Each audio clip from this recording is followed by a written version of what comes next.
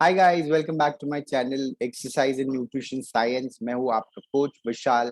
आज का टॉपिक है हमारा मसल टाइप्स पे। तो let me take you forward into the slide. आज हम बात करेंगे मसल के टाइप के बारे में according to their location and structure. ठीक है, मसल का स्ट्रक्चर जो है आगे चल के हम डिटेल में डेप्थ में एक अलग से वीडियो बनाऊंगा। But for now training purpose के बारे में ये एक पर्टिकुलर टॉपिक होता है आपके स्टडी करिकुलम में। तो टू बिगिन विथ ना, जब एनाटॉमी या फिर जब ह्यूमन बॉडी को पहले स्टडी किया गया था before the invention of microscope, तो मसल को तीन टाइप्स या फिर तीन कैटेगरी में बांटा गया था अकॉर्डिंग टू द लोकेशन, मतलब कहाँ वो मिलते हैं। तो पहला जो था that was your skeletal muscles. Skeletal muscles मतलब वो वाले मसल्स जो तुम्हारे बोन्स को अटैच्ड होते हैं।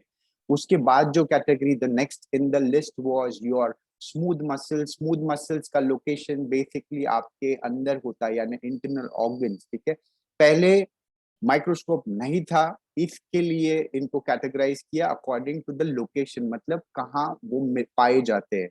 तो skeletal muscles was one of the category. All the muscles that are attached, मतलब जो बोन्स को अटैच्ड होते हैं, उनको स्केलेटल मसल की कैटेगरी में ढाला गया। The next in the list was your smooth muscles. Smooth muscles basically जो भी तुम्हारे इंटरनल ऑर्गन्स है या इंटरनल ऑर्गन्स में पाए जाते हैं, वो तुम्हारे स्मूथ मसल की कैटेगरी में आते हैं। The third in the list was your cardiac muscle. Cardiac मतलब तुम्हारे हार्ट में जिस के मसल्स के सॉरी हार्ट मसल्स को एक कैटेगरी में डाला गया, that was your cardiac muscles. This was I repeat again, this was before the invention of microscope. But जैसे ही माइक्रोस्कोप आया, द एनाटॉमिस्ट उनको और ज्यादा रिसर्च करने का मौका मिला। देन जब उन्होंने माइक्रोस्कोप में अपने मसल्स को स्टडी किया, तो फिर वो जो कैटेगरी था previously according to the location change according to the structure, मतलब वो दिखते कैसे। तो जब उन्होंने माइक्रोस्कोप को यूज किया और पता लगाया कि मसल्स जो होते हैं उनका स्ट्रक्चर अलग अलग होता है ना, इन डिफरेंट लोकेशन। तो पहला जो कैटेगरी या पहला जो मसल कैटेगरी या फिर टाइप था, दैट वाज स्ट्राइएटेड मसल। ठीक है, स्ट्राइएटेड मसल्स मतलब उनपे स्ट्राइएशंस प्रेजेंट होते हैं। यू कैन सी, अगर उनको माइक्रोस्कोप्स में देखोगे तो आपको उसके बीच में स्ट्राइएशन यानी थ्रेड लाइक स्ट्रक्चर दिखाई देगा।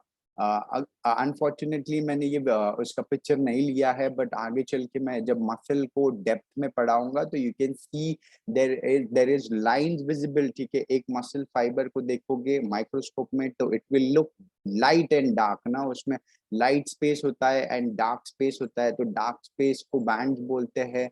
वो कौन से बैंड है वो आगे चल के हम लोग पूरा डेप्थ में पढ़ेंगे when I will be talking about the muscle fibre. यार अभी तो हम सिर्फ लोकेशन के हिसाब से एंड उनके स्ट्रक्चर के हिसाब से बात कर रहे हैं। तो when you see them, when they saw them in the microscope, what they found was striations यानी dark and light bands। And ये जो स्ट्राइटेड मसल्स है उनमें एक खास कैरेक्टरिस्टिक होती है, and that is they are voluntary, मतलब आप उनको कंट्रोल कर सकते हो। तो मोस्टली जो भी स्केलेटल मसल्स है या फिर जो भी मसल्स बोन्स को अटैच्ड होते हैं, जो मूवमेंट के लिए हेल्पफुल होते हैं या रिस्पॉन्सिबल होते हैं, are known as skeletal muscle या फिर स्ट्राइएटेड मसल्स। उनको माइक्रोस्कोप में देखो तो यू कैन सी स्ट्राइएशंस यानी लाइन लाइन लाइन होते हैं, डार्क एंड लाइट बैंड्स होते हैं। The next in the category is your smooth muscle. तो स्मूथ मसल्स को जब उन्होंने देखा या फिर इंटरनल ऑर्गन्स को उन्होंने माइक्रोस्कोप में देखा, what they found was there was no striation, उनके बीच में कोई लाइंस या डार्क एंड लाइट बैंड्स नहीं थे। तो उसका जो उनको उन्होंने स्मूथ मसल की कैटेगरी में डाल दिया। उसमें कोई फाइबर्स नहीं होते, मोस्टली इंटरनल ऑर्गन्स में ही पाए जाते हैं। The third in the list is your cardiac muscles. Cardiac मतलब तुम्हारा हार्ट मसल। जब हार्ट मसल को उन्होंने माइक्रोस्कोप में स्टडी किया, what they found striations, मतलब again it had that fibers, light fibres जिसके अंदर डार्क एंड लाइट बैंड्स होते हैं। But when they studied the structure, it was not similar to the to the structure of a striated muscle. मतलब वो striated muscles के जो striations होते हैं organized होते हैं line में, cardiac muscles के जो striations होते हैं वो organized नहीं होते, they are branched striations, यानी वो criss cross होते हैं ना, एक झाड़ के ब्रांचेस की तरह क्रिस क्रॉस होते हैं. एंड अगेन उसमें और एक कैरेक्टरिस्टिक होता है, वो है इनवॉलेंटरी, मतलब वो हमारे कंट्रोल में नहीं है. तो according to the structure muscle या फिर muscle has three categories. striations मतलब fibres, it has fibres in it, thread like fibres. अगर आपने चिकन खाया होगा और उसको बॉइल चिकन को अगर आप उसको श्रेड करके देखोगे तो it comes out like thread. ठीक है, थ्रेड की तरह बाहर आता है. when you see smooth muscles, अगर आपने कभी इंटरनल ऑर्गन्स या जैसे बकरी के इंटरनल ऑर्गन्स को भी लोग काफी चाव से कंज्यूम करते हैं, तो you can see that when you tear it, it tears off like a sheet ना, बट उसको स्ट्राइशन मतलब उसके ऐसे धागे धागे नहीं निकलते. Then the third muscle is your cardiac muscles. Again cardiac muscle has striations but criss cross. ठीक है, वो क्रिस क्रॉस होते हैं जब माइक्रोस्कोप में देखा, and they are involuntary in nature. So moving forward, I will cover this one more short topic, and which is the type of muscle according to the number of joint they cross. मतलब एक muscle कितने joint cross करता है. तो skeletal muscles can be categorized in three category. एक है uniarticulate, दूसरा है biarticulate, तीसरा है multiarticulate.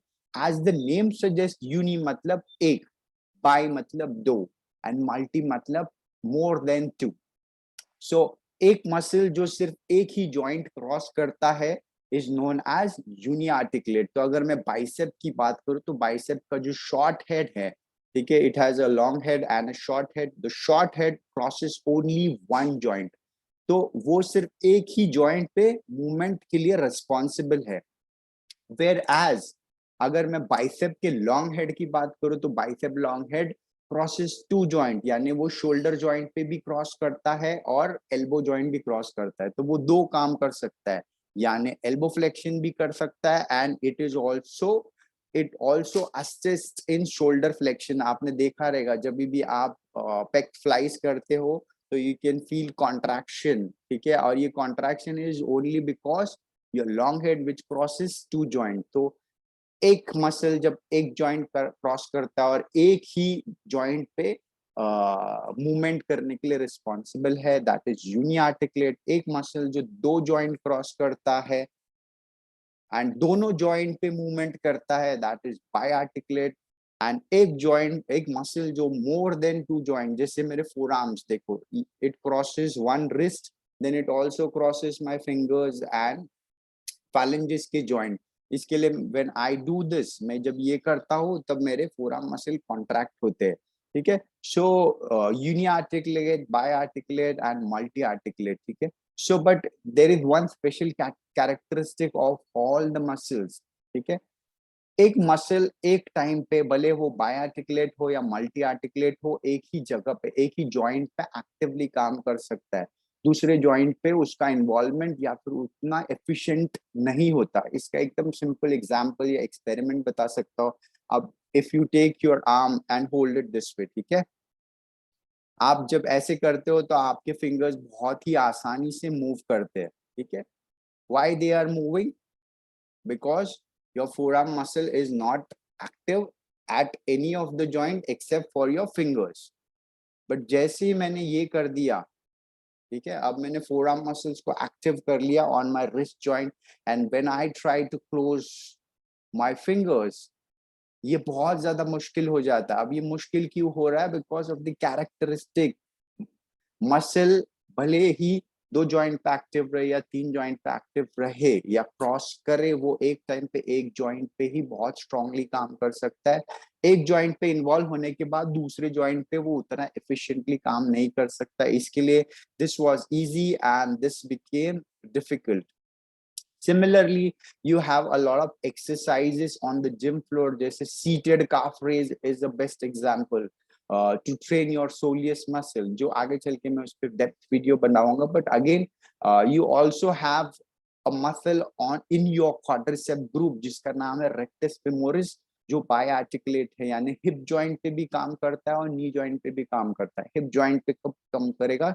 जब आपके पैर को आप सामने उठाओगे। और नी जॉइंट पे कब कैसे काम करेगा? When you do leg extensions. तो बट अगर मैं मेरा पैर ऑलरेडी उठा के रखूं, if I keep my leg raised and try to do knee extension, तो मेरा रेक्टस फ्यूमोरिस नी एक्सटेंशन में हेल्प नहीं कर पाएगा ज्यादा। इसके लिए knee extension becomes difficult. So I will be doing a lot of physical demonstration for you to understand better. For now, this was it for today.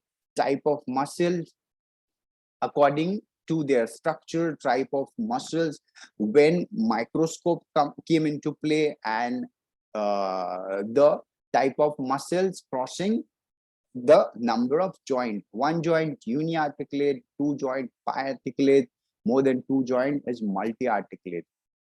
सबसे important is भले एक मसल बाय आर्टिकुलेट हो या multi articulate हो, एक time पे एक ही joint पे काम कर सकता है स्ट्रांगली। दूसरे जॉइंट पे एक ही टाइम पे दो जॉइंट पे काम कराने की कोशिश करोगे तो दूसरी जॉइंट पे वो इतना इफेक्टिवली काम नहीं कर पाएगा।